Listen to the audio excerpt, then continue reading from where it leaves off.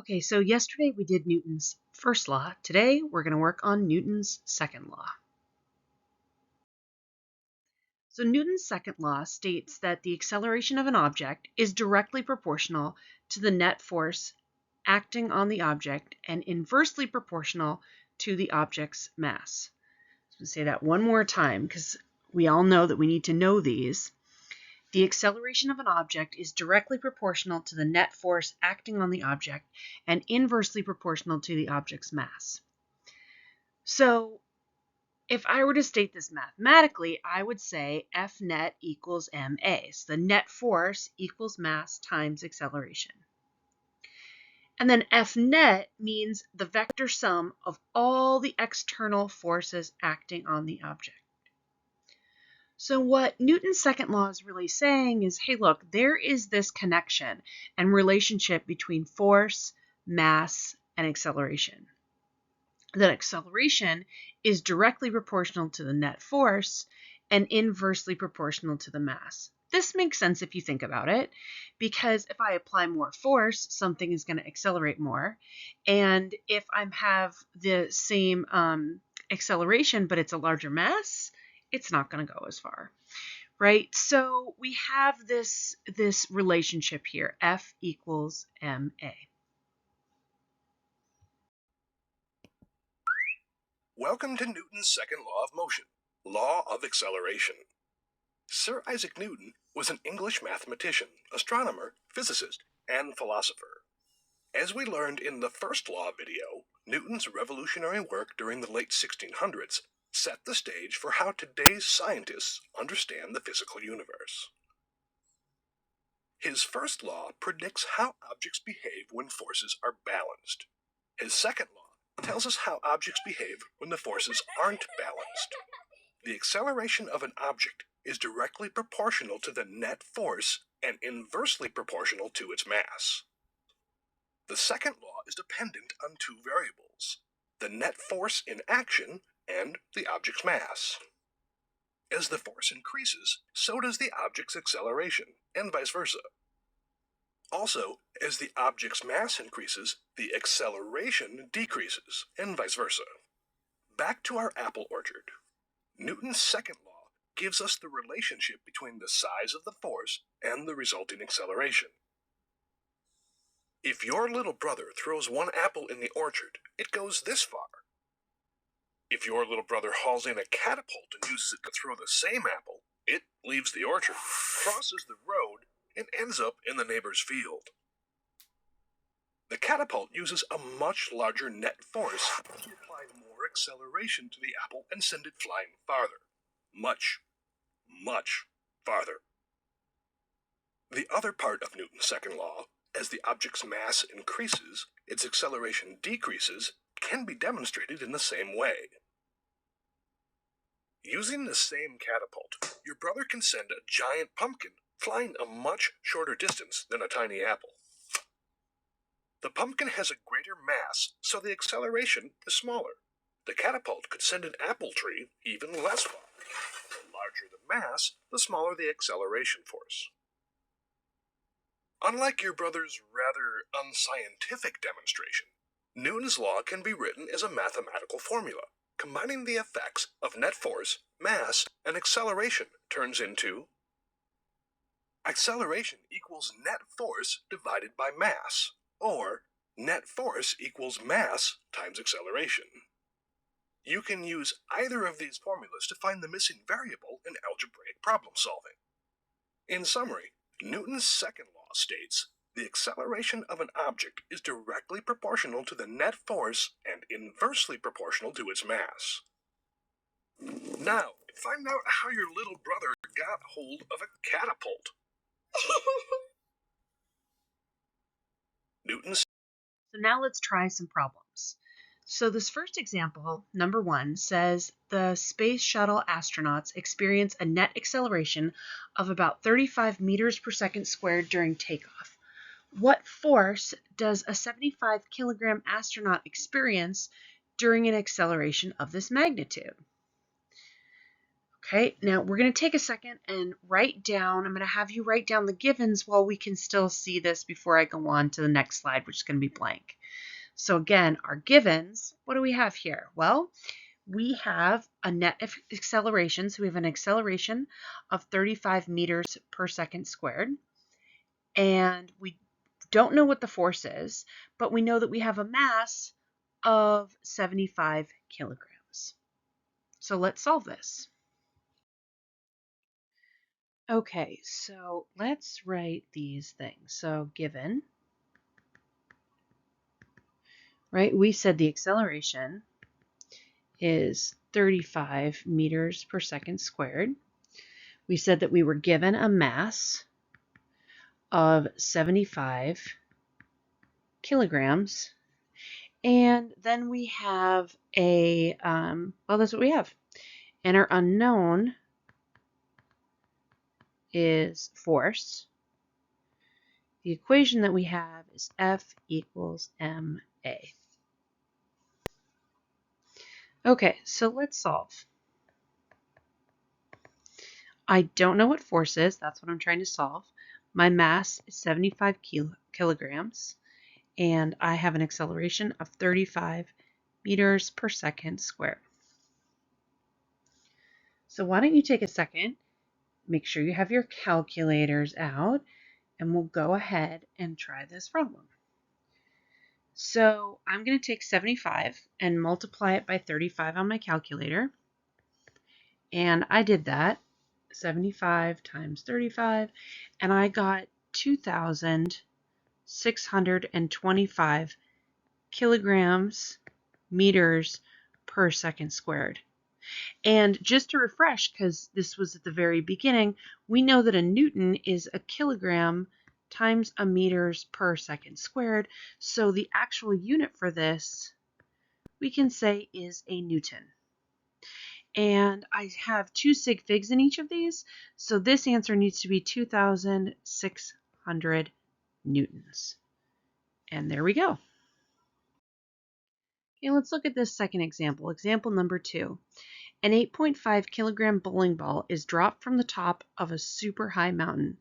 As the ball speeds up, its speed reaches a terminal velocity and stops accelerating. So we have two questions really. What's the sum of the forces on the ball when we first drop it? And then what's the sum of the forces on the ball when its speed stops increasing? And calculate the net force acting to slow down the ball. Okay, so a couple of things. We know we have one thing given, and that is 8.5 kilogram bowling ball. So that's the one thing we have. But do we have something else? Of course we do. We have dropped this. It is falling. So we know the acceleration due to gravity, don't we? Of course we do. So I'm going to show this to you, and I'm going to draw a force body diagram to go with it. Okay, so let's do this first case scenario where we have the bowling ball just dropping. Here's the bowling ball, and it's just dropping. So if it's just dropping, we're going to assume that air resistance is negligible. So we're going to say, okay, guess what? We have the force of gravity, and I'm going to say F sub g in this case. And that's pretty much all I have. So let me write my given. Given, I know that my mass is 8.5 kilograms. But I also know something else. I know that it's falling. So I know the acceleration is the acceleration due to gravity, negative 9.8 meters per second squared. So really, I could say A, where my acceleration due to gravity, or A is really my acceleration due to gravity, negative 9.8. So if I want to find the gravitational force, it's the same thing. So if my unknown is what's the force, right? I'll write that a little better. If my unknown is what's the force, I'm going to use the equation F equals ma. So in this particular case, I'm going to solve. and say the force of gravity is going to be 8.5 kilograms times my acceleration due to gravity, negative 9.8 meters per second squared. So the problem wants, like, what's the sum of the forces acting on that when the ball is first dropped? So when the ball is first dropped, I just have gravity. So I'm going to go 8.5 times 9.8, or a negative 9.8. So I'm going to enter that in on my calculator. 8.5 times a negative 9.8. And when I do that, I get 816.34. And at this point, I know that a kilogram times a meter per second squared is a Newton, so I'm just going to write Newton. So force of gravity, I know I have two sig figs in each problem, so this needs to have two sig figs, so 820 newtons. So I can add this to my diagram. The force of gravity is 820 newtons for this bowling ball.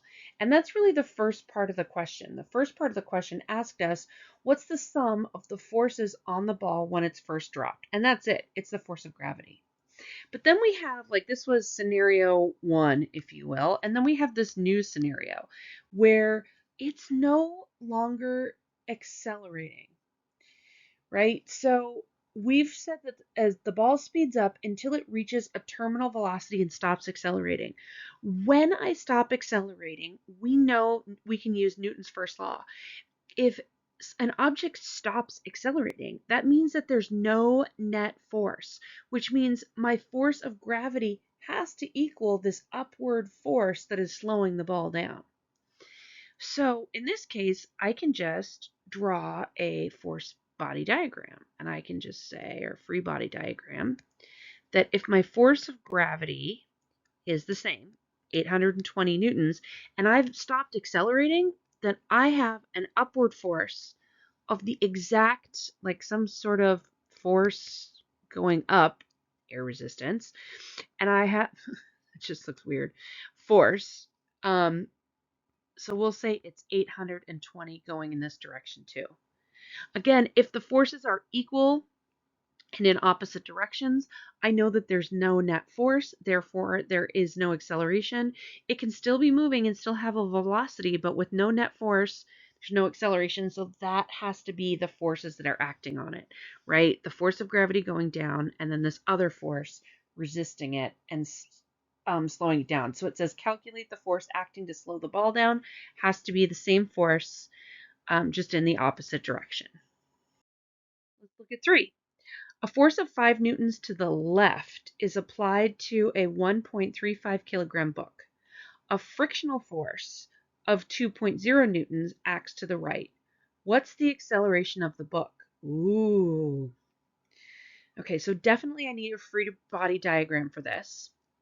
And I need to draw this in respect to where is my net force, right? Because again, I want to calculate the acceleration of the book. Acceleration will only be caused by a net external force. So we're going to take a second, write these down, or you can start drawing your force, your free body diagram. So we have 5.0 newtons to the left. We have a frictional force of 2 newtons. And the mass of the book is 1.35 kilograms. Be sure to write these down for your given, as well as draw a free body diagram, and then we'll go on to the next page. So what they want is, what's the acceleration of the book? So here's my diagram. This is my little book here. Frictional force, or a force of 5 to the left. Maybe I'll move it over here so I have a little bit more room. So I'm going to say 5.0 newtons to the left. And then I have a frictional force acts on the right. We know that the frictional force has to be this way anyway, because it has to oppose the applied force. So, okay, left this way, this way. So if we want to calculate our net force, remember we did this yesterday, I would say I have a positive 2 newtons, and because this is the 5 newtons here is to the left, I would say that's a negative 5 newtons. So 2 minus 5, 3 newtons negative. So that means that my net force here would be 3 newtons in that direction. So the net force is the one that I care about for this. In order to find the acceleration, I need to know the net force applied. So I'm going to say given I have a net force, so force equals 3 newtons.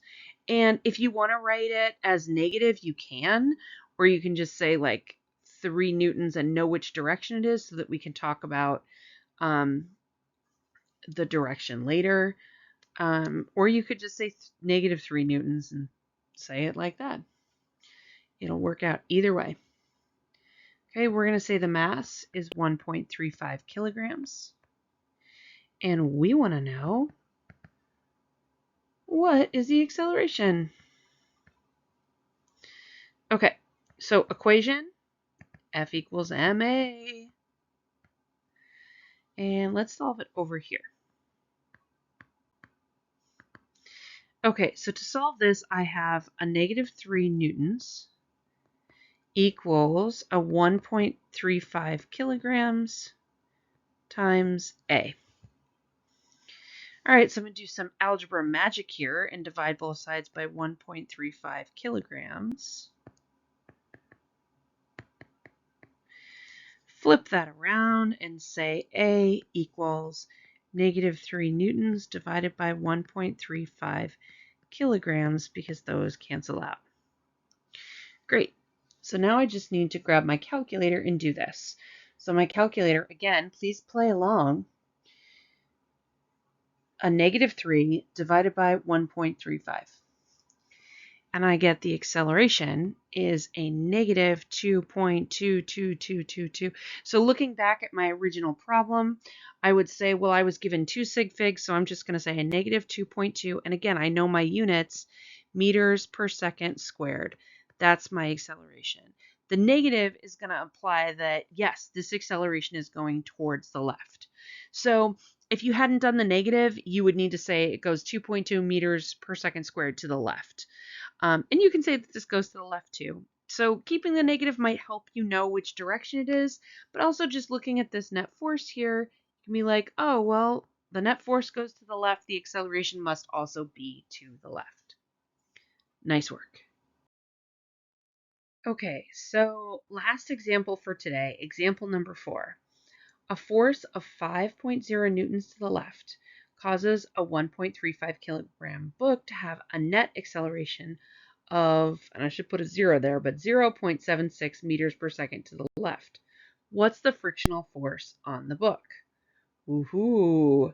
Okay, so again, in this case, let's write, we're going to need a force body diagram or free body diagram. I have 5.0 newtons to the left, so go ahead and draw this. My mass is the same book we were using in the other problem, 1.35 kilograms. It has a net acceleration of 0.76 meters per second squared to the left. What's the frictional force of the book? All right, so let's draw my diagram. I have 5 newtons to the left, and I'll write my given while I'm here. I have a mass of 1.35 kilograms. And I'm told I have a net acceleration of 0.76 meters per second squared. And it tells me it's to the left, which means negative. And the question says, what's the frictional force on the book? So I know that if it's accelerating there has to be some sort of frictional force. So my unknown, the book's saying, is really frictional force. But I don't know how to solve for that. I'm told I have a net acceleration. So all I can solve for is a net force. So that's where I'm going to start. I'm going to start by solving for a force net. Now I know if I have a negative acceleration that I have to have a negative net force. So this is going to be my force net here. I know that it has to go in that direction. So, okay, let's figure this out. Well, I know that for my equation for force net, and I made it a pretty blue so you can see the difference, is mass times acceleration. And okay, mass 1.35 kilograms. We're going to solve this. And acceleration is negative 0.76 meters per second squared. So I'm going to pull out my handy dandy calculator, and I'm going to go 1.35 times a negative 0.76. And I'm just going to double check my math one more time. 1.35 times a negative 0.76. And I get an answer of negative 1.026 newtons, which I know with sig figs is just really negative 0.10 newtons. So, okay, that's my net force. All that tells me is my net force. I'm going to write it up here. So my force net is negative 1.0 newton. I can even write it here on my little chart with a little newton. But that's not what the question asked. The question asked, what's the force of friction? That is not the force of friction. That is going in the opposite direction of the force of friction. How in the world do I find the force of friction? This is a question for your neighbor friend.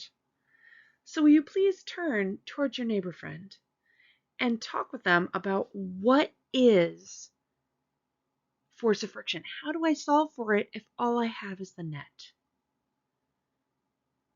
Okay, go ahead and pause the video and talk to your neighbor friend. How can I find the force of friction?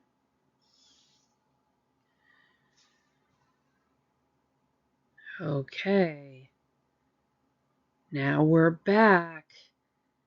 Did you figure it out?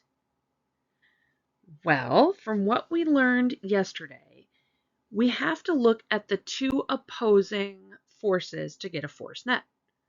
So we know that the net force has to be the two forces added together, right? So we know that on one side we have a negative 5.0 newtons, and we're going to add that to, maybe I should back this up a little bit so we have some more room.